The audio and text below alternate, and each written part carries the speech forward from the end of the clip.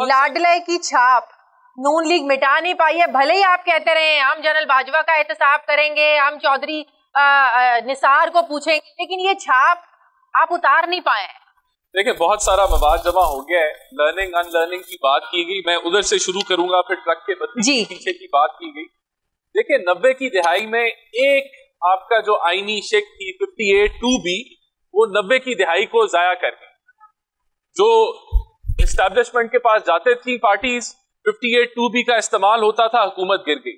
پھر لرننگ ہوئی, جماعتوں نے سوچا کہ اس طرح نہیں چل سکتا, اور پھر ایک ڈکٹیٹر آ گیا تو چارٹر آف ڈیموکریسی ہوا, چیزیں آگے بڑھی. اور پھر 10 سال کا جو پیریڈ آیا جو 2008 کا 2018 تک کا تھا, اس میں میکسیمم پولیٹیکل سپیس تھی, میکسیمم جمہوریت جو ہے وہ بہترین طریقے سے چل رہی تھی. گنجائش اور بہتری کی ضرور تھی, گورنمنٹ اپوزیشن کا ایک ورکنگ ریلیشن شپ تھا, تو وہ ناگزیر ہوا. اور پھر ایک تجربہ جو ہے وہ نافذ کیا گیا, اور وہ تجربہ پی ٹی آئی کا تھا, اس کو نافذ کیا گیا RTS بٹھا کے. اور وہ جو 3.5 سال کی حکومت تھی وہ جمہوریت سے نہیں چل رہی تھی, گورنمنٹ اور اپوزیشن کا ورکنگ ریلیشن شپ ختم ہو گیا تھا. وہ یہ تھا کہ صرف میں ہوں اور باقی سارے جیل میں ہیں. اور یہاں سے وہ ان لرننگ شروع ہوئی جس کا نقصان آج ہم بھگت رہے ہیں. پھر دوسری ایک چیز میں آپ کو ضرور کہنا چاہوں گا کہ آج کل مس انفارمیشن کا دور ہے. مثلا میں آپ کو 2 مثالیں دوں گا. ابھی پریس فریڈم کی بھی بات کی میرے بھائی نے, تو پریس فریڈم اٹھا کے تو دیکھیں کہ 2013 میں 18 میں بہتر ہوئی تھی یا بدتر ہوئی تھی؟ بہتر ہوئی تھی. 18 کے بعد جو 3-4 سال گزرے اس میں تو پریڈیٹر آف پریس فریڈم کا بھی لقب ملا, لیکن یہاں الٹا جو گنگا ہے وہ الٹا بہ رہی ہے. کرپشن کی بات کریں, کرپشن 2013 میں کرپشن پرسپشن انڈیکس جو ہے وہ 136 سے 117 پہ آئی, کم ترین کرپشن پرسپشن انڈیکس تھی. لیکن یہاں جو ہے وہ پروپیگنڈا یہ ہے کہ کرپشن تب زیادہ تھی, اور اس کے 3-4 سالوں میں جب کرپشن پرسپشن انڈیکس انتہا پہ تھی وہ بڑھ گئی. تو ہمیں حقائق کے پاس بھی پہنچنا ہے, جاننا ہے. جہاں تک دیکھیں لاڈلے کی چھاپ ہے, آج یہ حقیقت ہے کہ جو 4 سال 3.5 سال کا تجربہ تھا, پولیٹیکل سپیس ایویپوریٹ ہوئی, جو جمہوری گنجائش تھی وہ ایویپوریٹ ہوئی. اس کا کون ذمہ دار ہے؟ آج ہم بڑھتے ہیں, کیا PMLN کسی کا دروازہ کھٹکھٹا رہی ہے؟ قطعی طور پہ نہیں. ہم فری فیئر ٹرانسپیرنٹ الیکشن چاہتے ہیں, اور یہ ہماری بھی خواہش ہے. لیکن جو ہوا اس ملک کے ساتھ ہمیں اس سے سیکھنا ہے اور آگے بڑھنا ہے.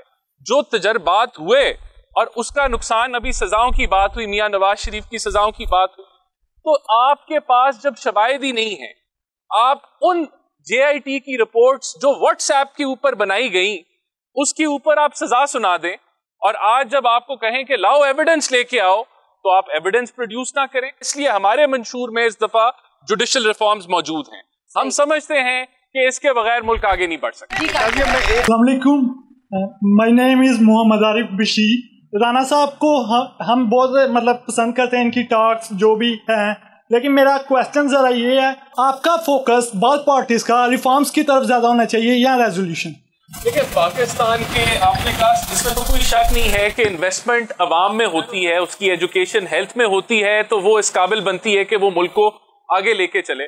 لیکن اس کے لیے آپ کو پیسہ چاہیے, اور پاکستان کے 2 بڑے مسائل ہیں, ایک فسکل ڈیفیسٹ ہے اور ایک آپ کا کرنٹ اکاؤنٹ ڈیفیسٹ ہے. یعنی کہ یہ دونوں خسارے ہمیں لے کے بیٹھے ہوئے ہیں, اور جتنی بھی جماعتیں آئیں اس میں ہماری حکومتیں بھی ہیں, وہ ان دونوں مسائل کا حل نہیں نکال سکتی.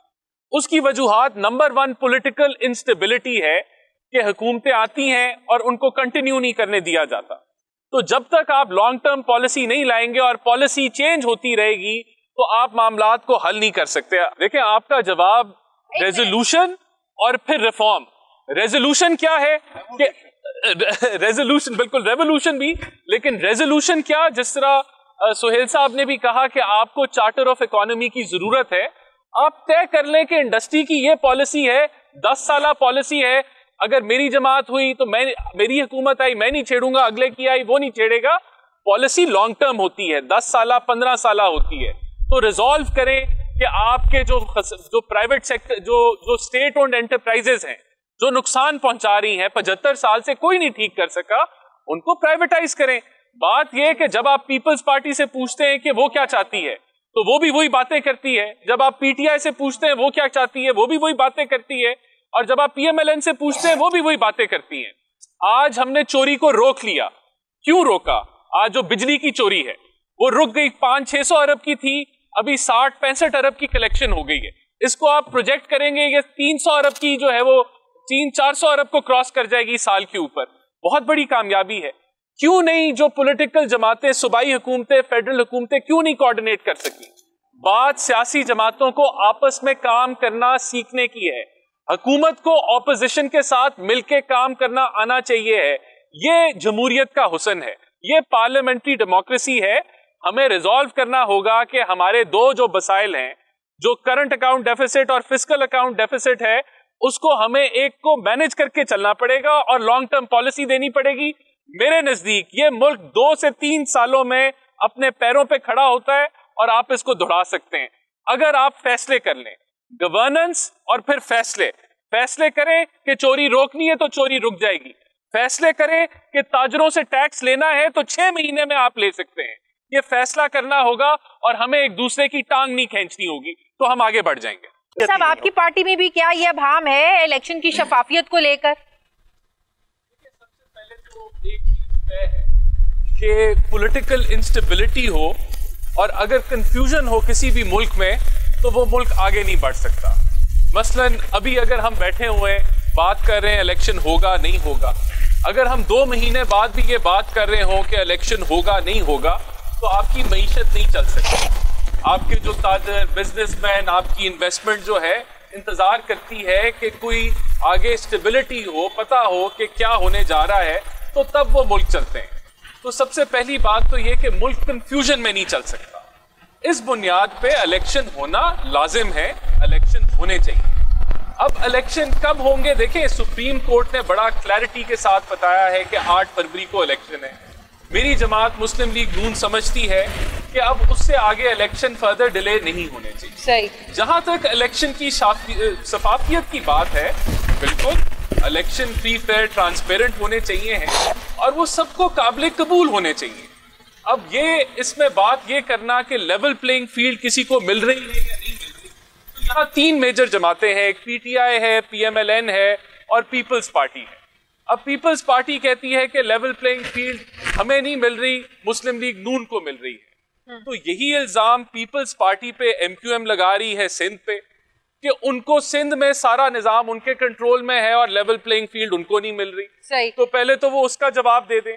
اور جہاں تک پی ٹی آئی کی بات ہے, دیکھیں اگر 2 جو ہے فرد یا 3 فرد الیکشن کی ریس میں ہیں اور ایک آدمی سے گولی چل جاتی ہے اور ایک بندہ مر جاتا ہے, تو کیا ہم کہیں گے کہ بھائی الیکشن ہونے دو, اس کا جو حساب کتاب ہے ہم وہ بعد میں کریں گے, یا کوئی قانون قاعدے کے مطابق کوئی اس کا حساب کتاب شروع ہوگا, وہ جواب دہ ہوگا آئین قانون کے مطابق, اور اگر وہ بھی سسٹم ساتھ چلے گا اور اس کی جگہ کوئی اور ریپلیسمنٹ آ جائے. تو یہ کہنا کہ لیول پلینگ فیلڈ جو ہے وہ ایک جماعت کو نہیں مل رہی یا اس کو کھلا کھیلنے کی جو ہے اجازت نہیں مل رہی, تو اس کی بھی کوئی وجوہات ہیں. جماعت نہیں جناب, پاکستان پیپلز پارٹی بھی یہی شکوہ کری ہے کہ ہمیں لیول پلینگ فیلڈ نہیں مل رہی. اس کا جواب تو میں نے دے دیا نا جی, انصاف نہیں ہے. نہیں اس کا جواب میں نے دے دیا. پہلے وہ ایم کیو ایم کا تو جواب دے کہ اس کو لیول پلینگ فیلڈ جو ہے وہ سندھ میں نہیں مل رہی. تو یہ سیاسی بیانات ہیں, اور اگر واقعی یعنی کہ پہلے تو وہ ان کو سیٹسفائی کریں نا, وہ کہتے ہیں سندھ میں یہ لاڈلے ہیں, تو اس کا جواب دیں تو پھر ہم آگے بڑھیں نا. تو میرے خیال سے ہم الیکشنز کی طرف بڑھ رہے ہیں. الیکشنز پاکستان کی ضرورت ہے اور اس کے بغیر یہ ملک نہیں چل سکتا. اس کو ڈیلے کرانا ملک کے لیے نقصان دہ ہو.